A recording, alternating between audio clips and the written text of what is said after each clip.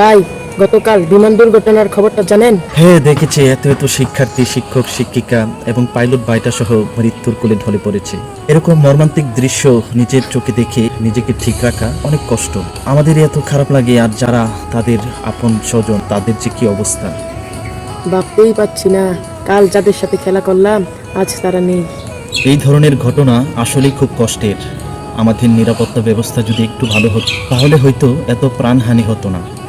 গত বছর জাওয়াদ, এইবার তৌকিক, সামনে জানি আর কার প্রাণ যায়।